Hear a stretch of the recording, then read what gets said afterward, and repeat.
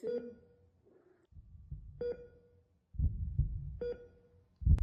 World on the Move.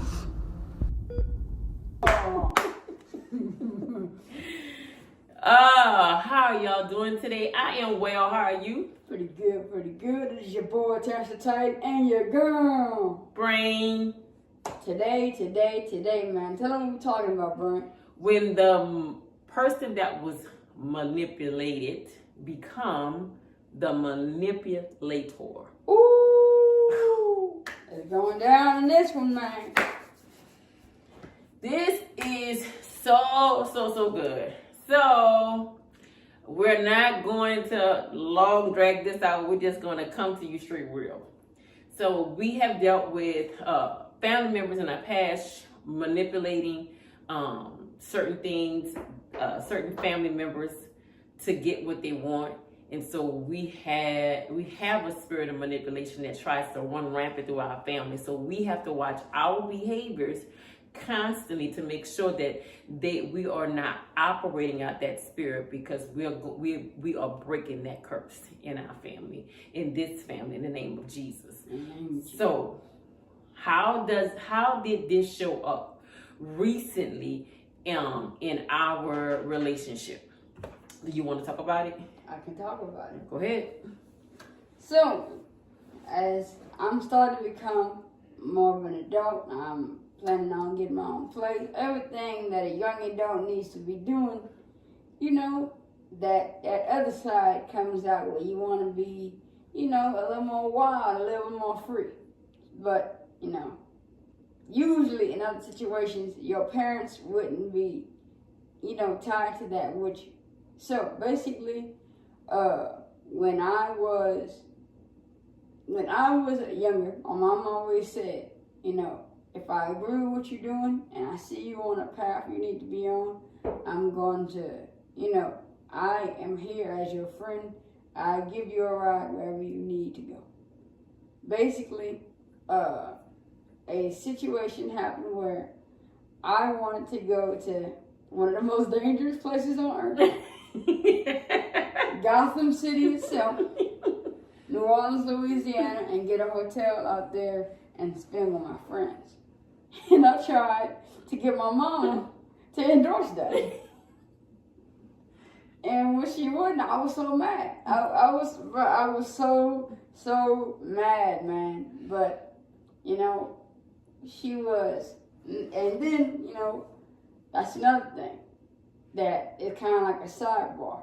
Please, if you're having a conflict with somebody, talk to them on the phone or go face to face. Don't talk through text messages, please. Don't, because it was making things so much worse, dog. So much worse. So,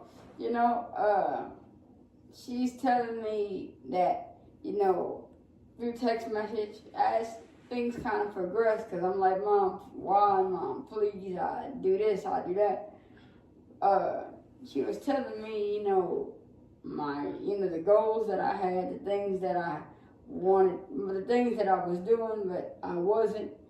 And she was telling me about that, and it's like something, I'm not even going to blame it on the spirit of manipulation took over. And I literally told her, you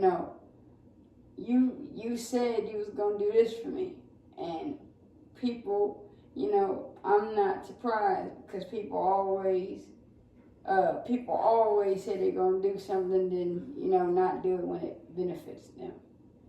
And I went on a, something that the normal day-to-day, something that I pray to God that I don't do, something that I don't do, but I did. And, I'm just thinking that in my brain at that moment, I'm bringing these things up to her. And I'm thinking that I'm in the right. But we sit down the next day and we have a conversation. And as we get to that part, she say, I don't think you tried to do this, but you know what you did? You was trying to manipulate me. And she'll tell y'all, I cried like a baby. I cried like a baby because, number one, I never wanted to hurt her. Number two, the fact is, that's exactly what I did do, and I didn't realize. I felt used by the devil. I felt used that I was able to be in that situation and potentially have manipulated my own mother.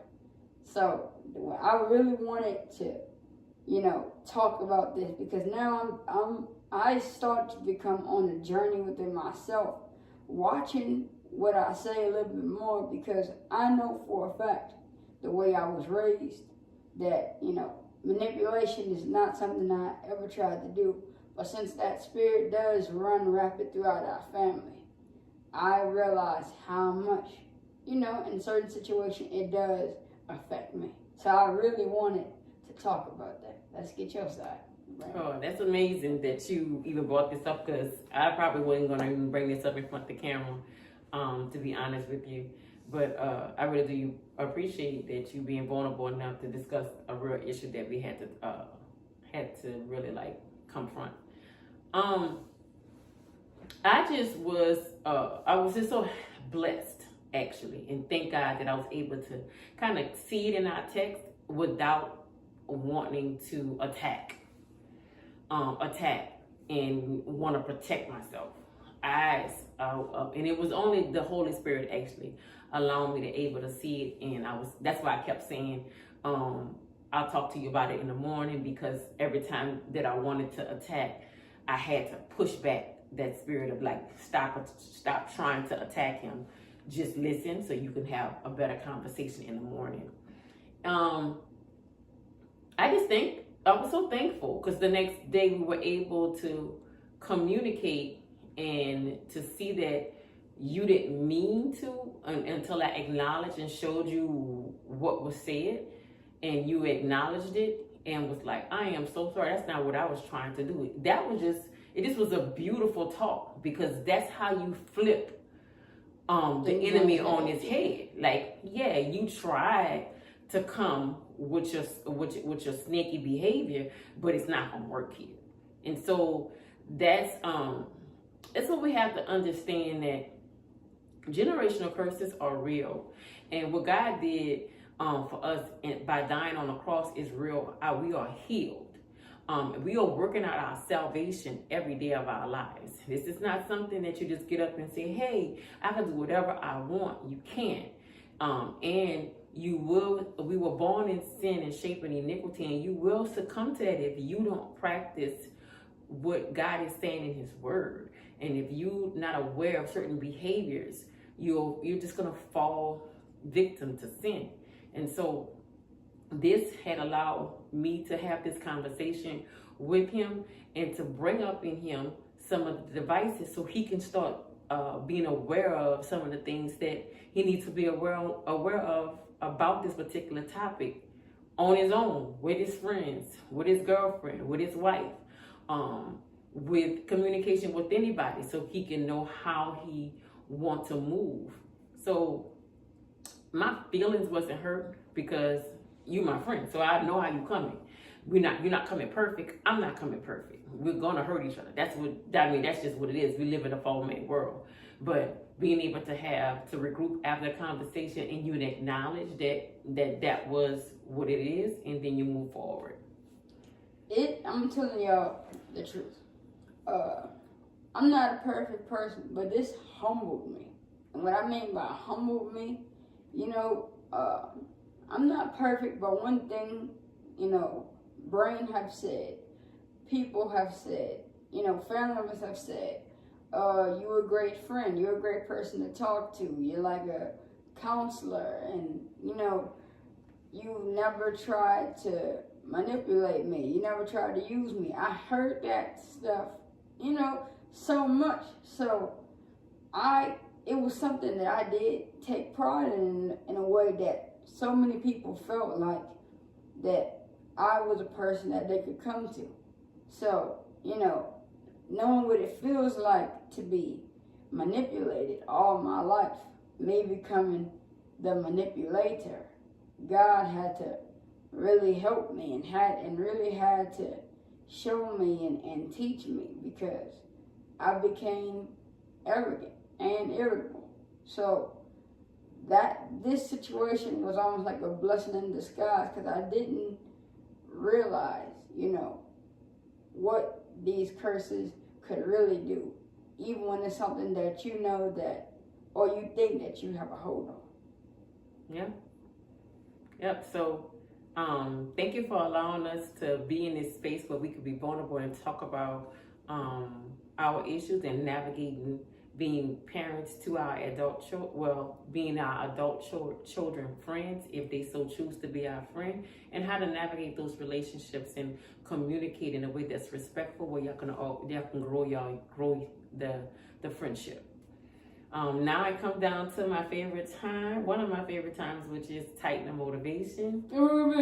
You love a sound effect. I do.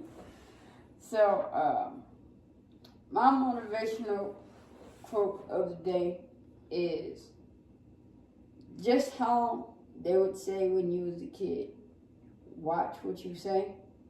Just how they would say as a kid, watch what you say and watch what you do. When you are in a state of anger, words are like, I hate that saying sticks and stones may break my bones, because words can never hurt me. Words are like another form of action in a way, especially it's an action in communication and dialogue. Mm-hmm. So I can't punch you, and then I can't say, oh, I apologize for punching you. You might forgive me, but it still don't take away the fact that I punched you. Mm-hmm. So please, when you're angry, I want you to really think about it in a way that would I want someone saying stuff back to me. And the title of this is manipulation. So if you find yourself bringing something up from the past, and you might be doing it at a point, think about it. Does this sound like, this is a point to bring up just to hurt that person or to make it look like they're the bad person? Am I manipulating them? Or is this a point that maybe we just coming back to just to show in this situation, or this how we move, that maybe we shouldn't move like that again? So my quote of the day is, in that state of anger, if you find yourself bringing up anything, please watch what you say and watch exactly how you say it. Because once that comes out, you can say I'm sorry and they can forgive you, but you can't take it back. Oh, I believe this wholeheartedly. Thank you for that. My second favorite part of the show is when I offer the wisdom advice. I would love to give my son the life of wisdom when I leave here. And so this is my advice for today's show. I want to just be so grateful and thankful that communication is something that we consistently work on.